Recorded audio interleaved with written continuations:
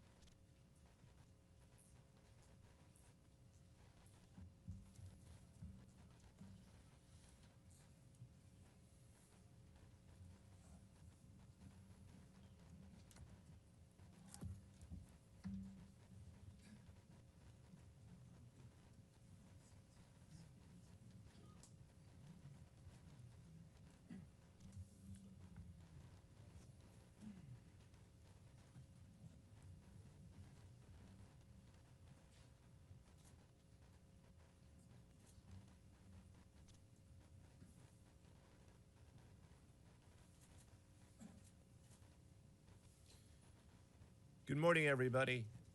My name is Joseph Nocella. I am the United States Attorney for the Eastern District of New York. I'd like to welcome you here today.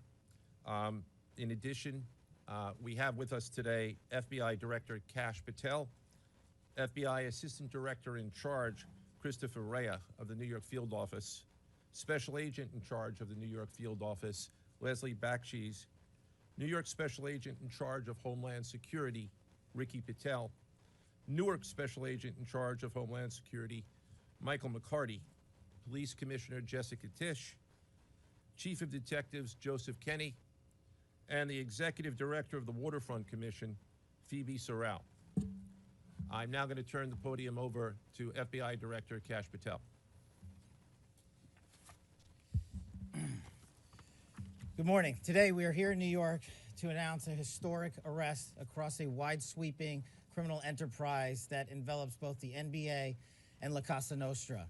The men and women up here standing with me represent a small portion of the leadership team that brought profound justice in an era that needed it more than any.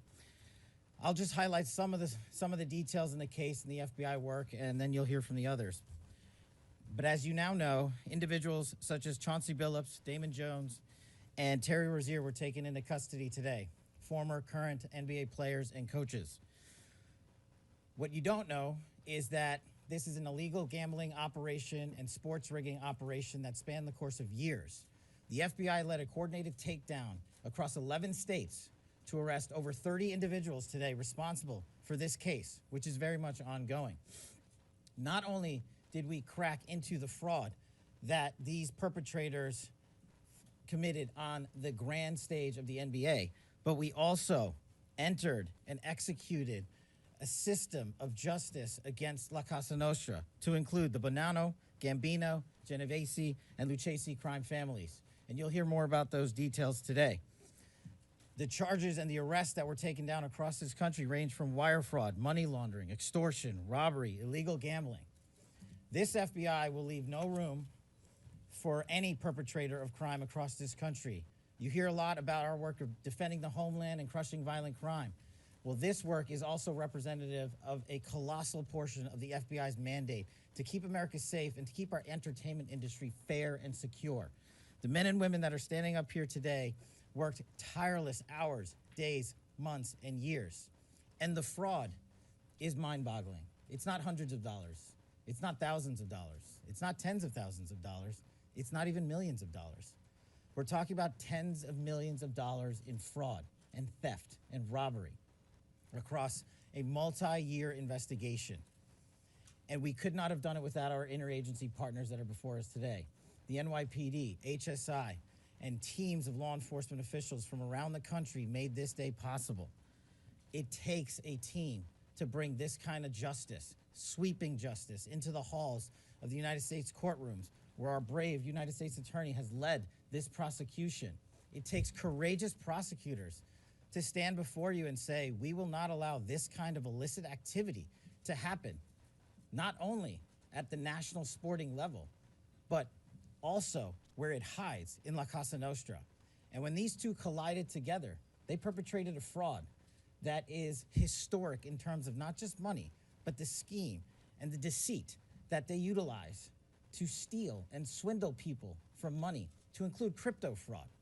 This is an operation that showcases to you that under President Trump's administration, there is no room for any type of criminal behavior, be it on the world's largest stage or in the back rooms of tiny parlors where card games are being played. We are proud to stand here today with the men and women of the FBI and this legal team. And to the United States Attorney, I just want to thank you personally for taking the time to display the work that the media is about to hear about today in detail. As I said, it does take courageous prosecutors, but it takes a courageous United States Attorney to bring this case, because we are going to take heat for it. But we don't shy away in this administration. We don't say no. What we do is we bring the results across the finish line. We bring them to the public. We bring you accountability. And yes, they will have their day in court, and you will hear the evidence through the court system exclusively. We will not deny anyone of due process. And that's the brilliance of this system. That's the brilliance of this administration. Everyone will be held to account. So with that, I turn it over to United States Attorney Nocella. Thank you. Thank you, Director Patel. To be clear, we're announcing today indictments in two major cases, both involving fraud. One involves sports betting, and the other involves illegal gambling, very specifically rigged poker games. The first indictment involves 6 defendants who are alleged to have participated in one of the most brazen sports corruption schemes since online sports betting became widely legalized in the United States. This scheme is an insider sports betting conspiracy that exploited confidential information about National Basketball Association athletes and teams. The second indictment involves 31 defendants alleged to have participated in a nationwide scheme to rig illegal poker games. These defendants, which include former professional athletes, used high-tech cheating technology to steal millions of dollars from victims in underground poker games that were secretly fixed. The games in the New York area were backed by the Bonanno, Gambino, and Genovese crime families of La Cosa Nostra. While the cases are separate, there are 3 overlapping defendants charged in both cases: Damon Jones, Eric Ernest, and Shane Hennon. The indictments in these cases contain only allegations, and the defendants are presumed innocent until they are proven guilty in a court of law. But my message to the defendants who've been rounded up today is this: your winning streak has ended. Your luck has run out. Violating the law is a losing proposition, and you can bet on that. First, I would like to talk about United States versus Ernest, the NBA basketball gambling case.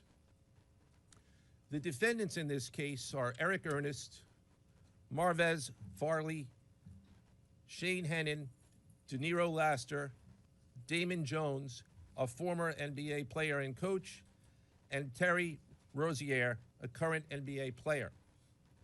Other co-conspirators were previously charged for their roles in the scheme, including former NBA player Jonte Porter. Between December 2022 and March 2024, these defendants perpetrated a scheme to defraud by betting on inside, non-public information about NBA athletes and teams. The non-public information included when specific players would be sitting out future games, or when they would pull themselves out early for purported injuries or illnesses.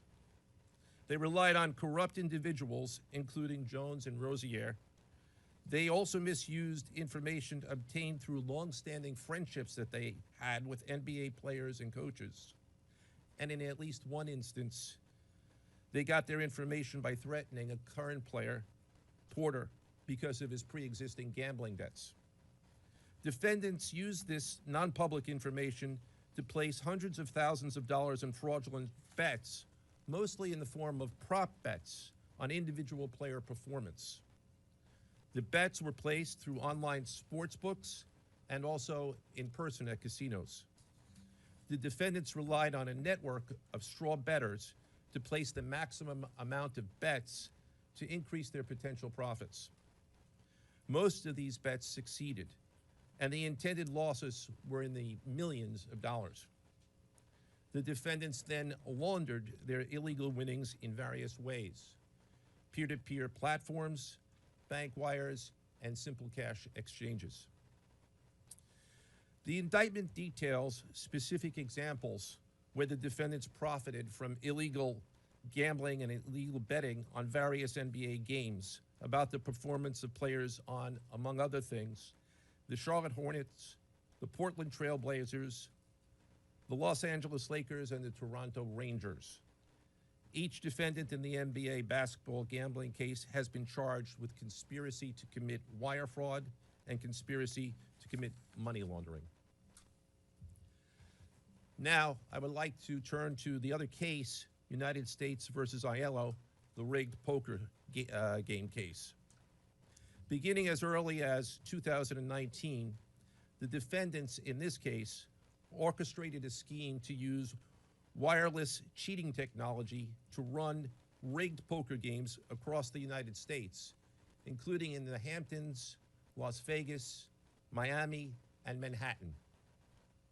The scheme targeted victims known as, quote, fish, who were often lured to participate in these rigged games by the chance to play alongside former professional athletes who were known as, quote, face cards.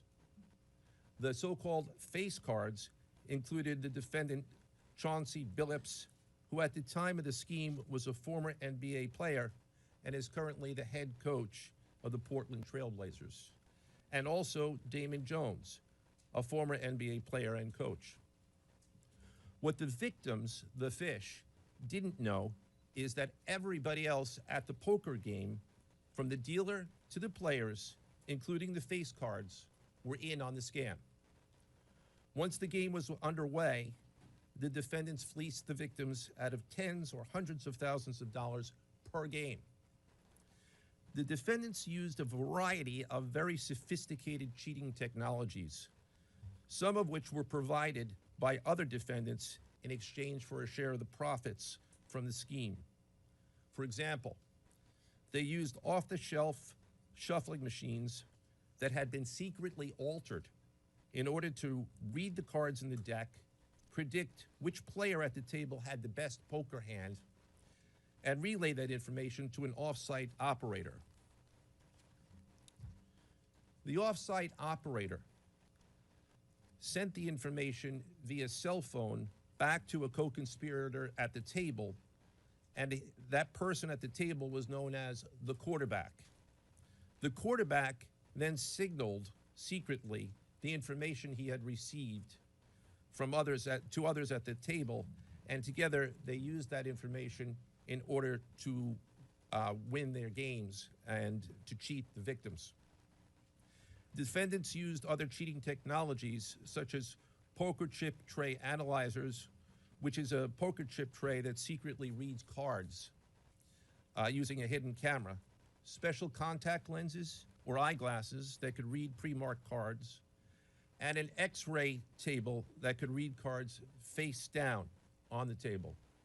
What you see depicted on the screen right now is an example of the X-ray table that reveals the cards. Although they are face down on the table, they can be read because of the X-ray technology.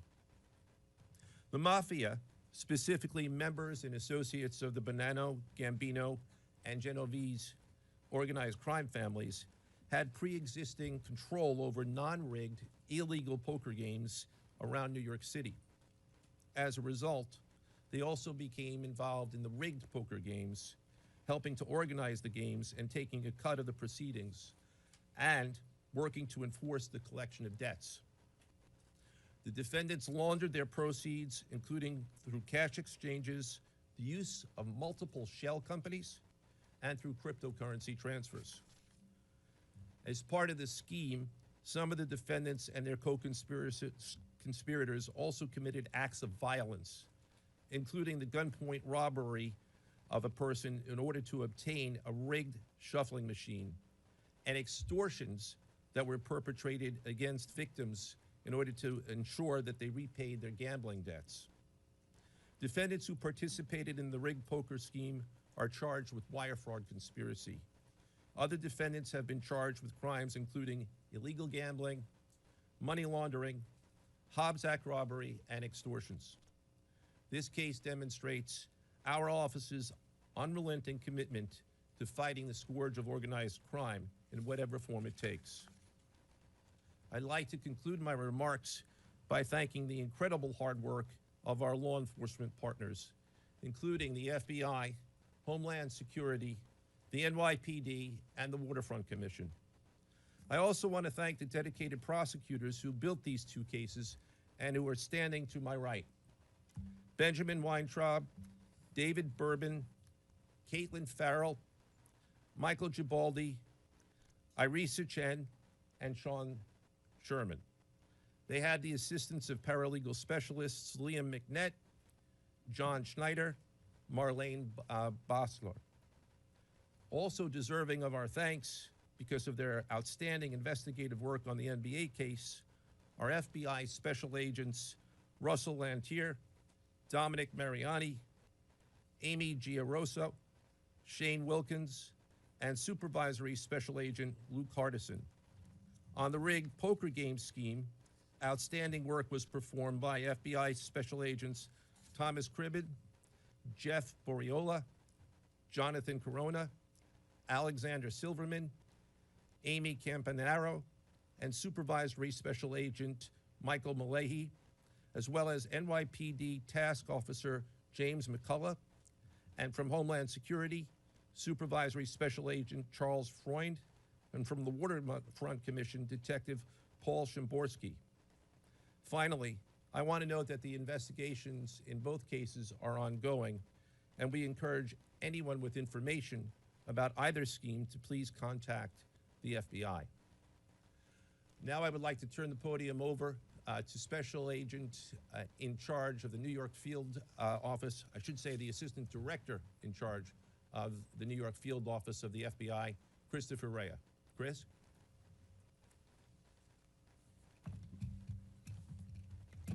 All right, thank you, Joe. As always, we appreciate the partnership here. Can't do any of this without you and your team, so thank you. Also want to publicly thank the director for coming down from D.C. The director's a very busy person, and for him to come down should tell you the importance of this historic case. I'm Christopher Rea, the Assistant Director in charge of the FBI New York Field Office. Today, as you've heard, our office conducted a massive nationwide takedown from 2 indictments of 34 defendants for their alleged involvement in 2 separate illegal poker and sports betting schemes where, as you heard, the odds were rigged in their favor. Among these defendants are 13 members and associates of the Bonanno, Gambino, and Genovese crime families, to include capos and soldiers from these families. Additionally, as you heard, current and former NBA coaches and players are also implicated, to include Chauncey Billups, Damon Jones, and Terry Rozier. 3 of the named defendants are charged for their alleged roles in both schemes. This alleged illegal gambling operation hustled unwitting victims out of tens of millions of dollars and created a financial pipeline for La Cosa Nostra to help fund and facilitate their organized criminal activity. Victims were attracted to play alongside well-known professional athletes and coaches like Chauncey Billups, only to be unknowingly deceived through rigged shuffling machines, fixing the odds in their favor, as alleged and as you just heard from the U.S. Attorney's Office.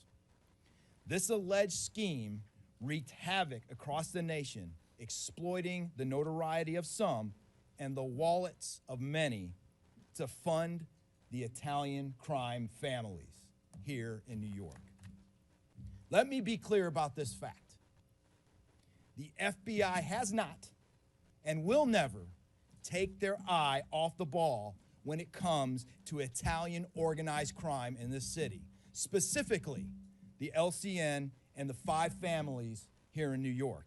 We are not going to permit any criminal enterprise, whether it be Italian organized crime, Asian organized crime, Eurasian organized crime. We are not going to permit any of those organized crimes, families, and organizations to operate in our city or our country, as evidenced by the 11 states that were also participating in this operation today. The FBI office here in New York remains committed to eradicating all unlawful revenue streams fueling this criminal activity. As with most cases we work, this is only the tip of the iceberg for the FBI and the U.S. Attorney's Office. Our LCN squad agents and analysts are continuing to work day and night with the Eastern District of New York to ensure members and associates of the 5 families cannot continue to wreak havoc in our communities. Today would not have been possible without the tireless efforts and dedication of the FBI New York Eurasian Organized Crime Task Force, which, as you heard, was led by Supervisory Special Agent Luke Hardison, and the Italian Organized Task Force, which was led by Supervisory Special Agent Mike Malahi. And coincidentally, Supervisory Special Agent Malahi is going out on a positive as he is retiring at the end of this month for 30 years of dedicated service to the FBI, and that deserves a hand. He's what we call a legend here at FBI New York. Additionally, obviously, we cannot do this alone without our partners. I want to extend my appreciation to Homeland Security Investigations Special Agent in Charge, Ricky Patel. Of course, we do nothing in this city without the NYPD. New York City Police Department Commissioner Jesse Tisch, thank you, ma'am, for all your work and all your resources that you dedicated to this. And New York Waterfront Commissioner Phoebe Soriel for their agency's assistance and support throughout this lengthy and complex investigation. Our collective efforts ensured these subjects will face accountability, like the director said, for their alleged wrongdoings. Thank you, and I'll now turn it over to Special Agent in Charge of HSI, Ricky Patel.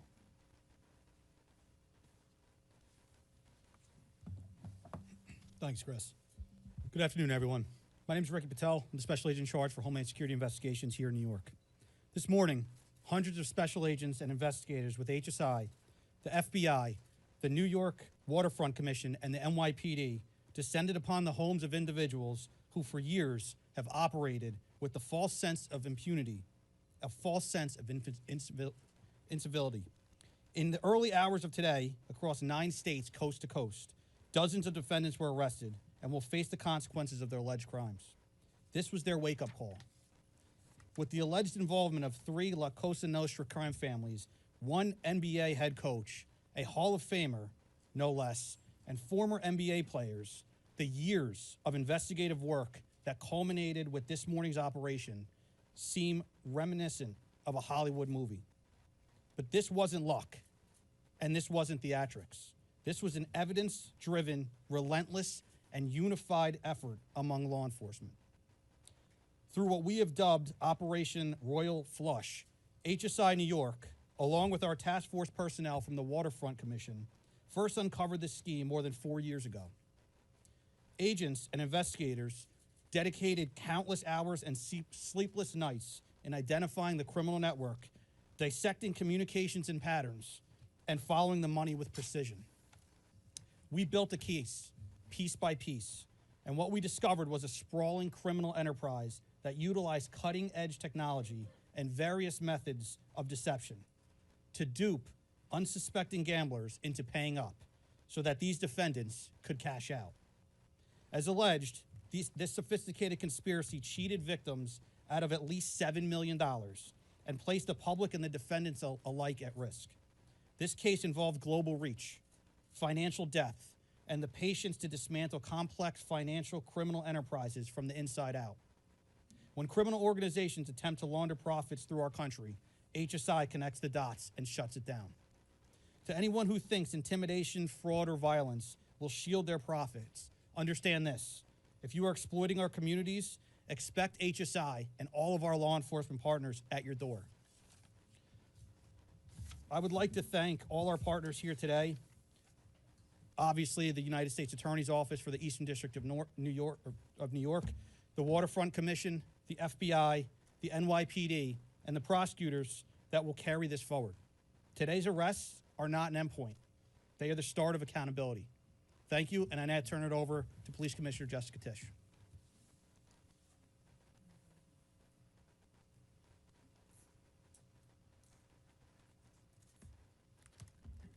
Good morning. Thank you to Director Patel, Assistant Director Rea, and U.S. Attorney Nocella. What we're announcing today is not just another takedown. It's the result of more than 2 years of coordinated investigative work by the NYPD's Joint Organized Crime Task Force and the FBI. 2 cases that exposed criminal networks led by 34 individuals who believed the rules did not apply to them. They hid behind layers of complexity, behind money, and behind influence, believing those things would shield them from accountability. The first case, Operation Nothing But Bet, exposed a gambling ring built around professional basketball, where players and associates allegedly used inside information to manipulate prop bets on major sports betting platforms. They placed wagers on unders on players to score less,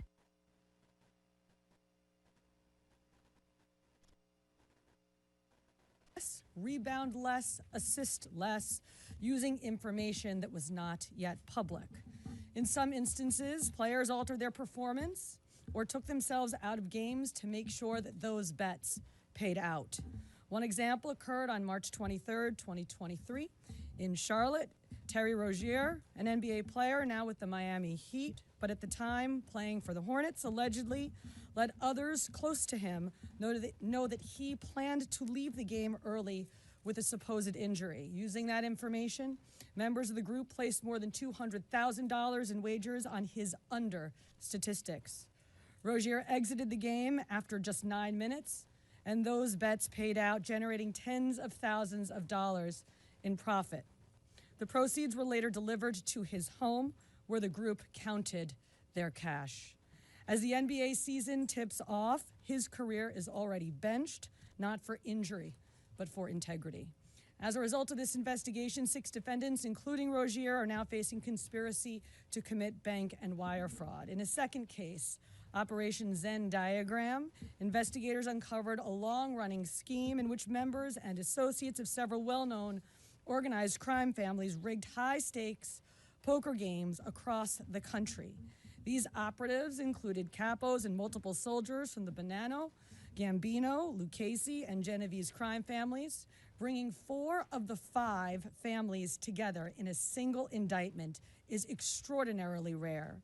It reflects how deep and how far this investigation reached, and the skill and the persistence it took to get here.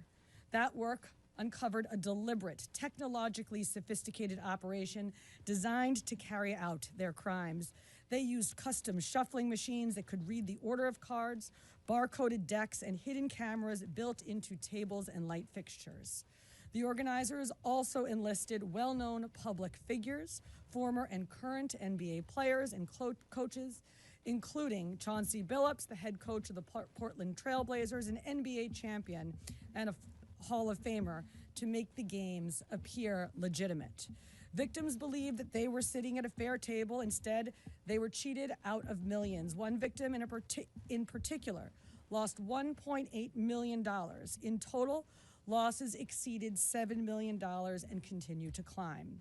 And when people refused to pay, these defendants did what organized crime has always done. They used threats, they used intimidation, and they used violence. It's the same pattern that we have seen for decades: traditional mob enforcement methods combined with new technology to expand the reach of their operations. Now, with the unsealing of today's indictment, 34 individuals are facing charges including robbery, extortion, money laundering, wire fraud, bank fraud, and illegal gambling. I want to commend the outstanding work of our detectives from the Joint Organized Crime Task Force and their dedication to these cases, especially Captain Ruben Pagan, Sergeant Chris McGuire, Detective Alexander Creamer, Detective James McCullough, and of course, our Chief of Detectives, Chief Kenny. As part of these investigations, our members recovered and reviewed thousands of hours of video, conducted extensive surveillance on illegal gambling locations across the city, and executed more than 24 search warrants on electronic records that revealed the true extent of this conspiracy.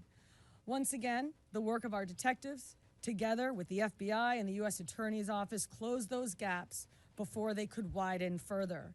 The NYPD is proud to stand with each of you today, as these cases represent the kind of partnership that defines modern law enforcement agencies, sharing intelligence, coordinating resources, and moving as one team. Thank you.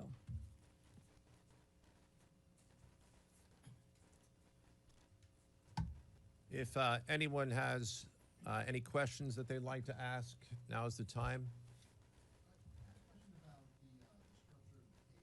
Is it the investigation into one case and that lead into the discovery of the other?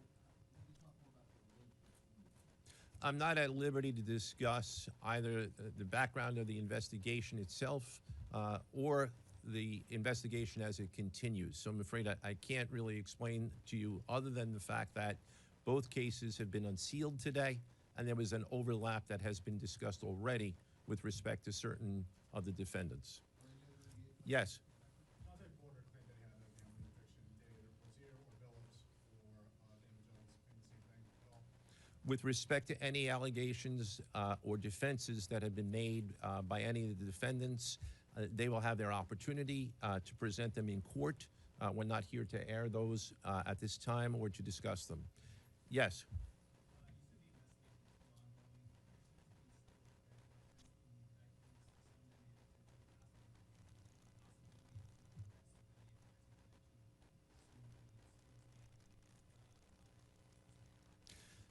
As I said, I can't discuss ongoing investigations. The investigation is ongoing, which by definition means that there will be further evidence uncovered at a minimum, and there's always that possibility, but I can't comment any further with respect to that. Yes? Thank you. Director Patel, you had said in your comments, we're going to take heat for this case. Why do you say that, and what efforts might you take to counter it? It's not popular to go after some of the defendants that we went after today, but justice is served blindly. And how do we countermand that? Simple. The unsealing of these indictments today shows the force of the Department of Justice and our great Attorney General and the leadership that we have at the FBI and the team here to specifically mete out justice. And look, let's not, mince words. This is the insider trading saga for the NBA. That's what this is. That's why we are going to take heat. But as the evidence comes out, as the indictments are unsealed, you will see the extensive work these men and women put in, countless hours over years, and that's how we countermand it.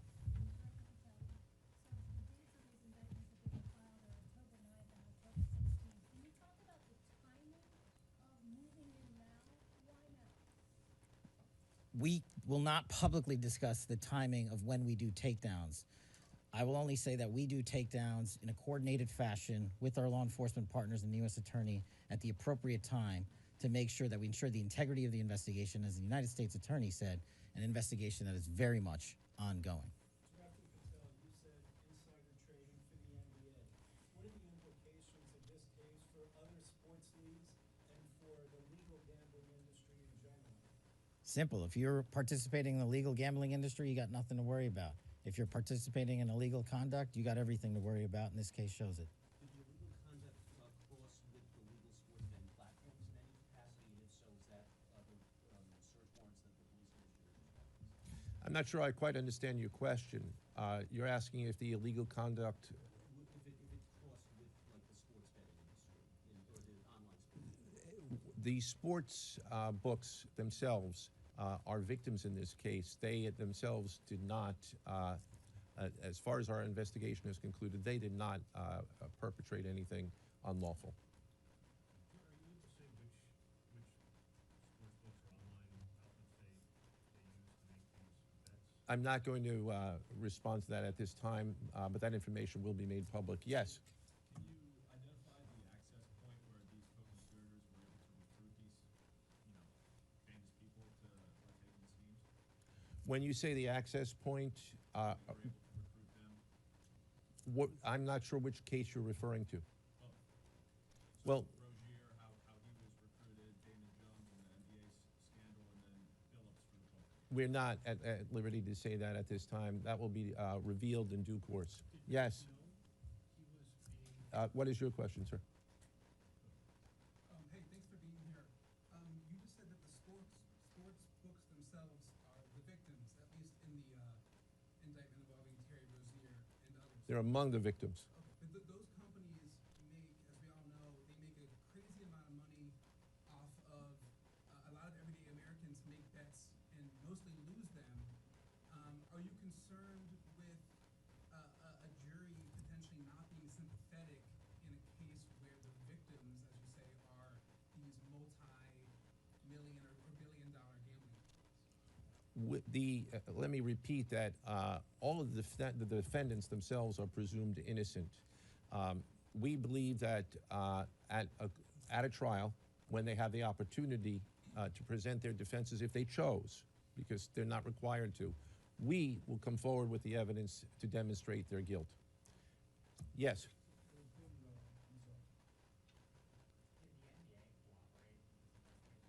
The answer to your question is yes, the NBA has cooperated with the investigation. Yes, sir.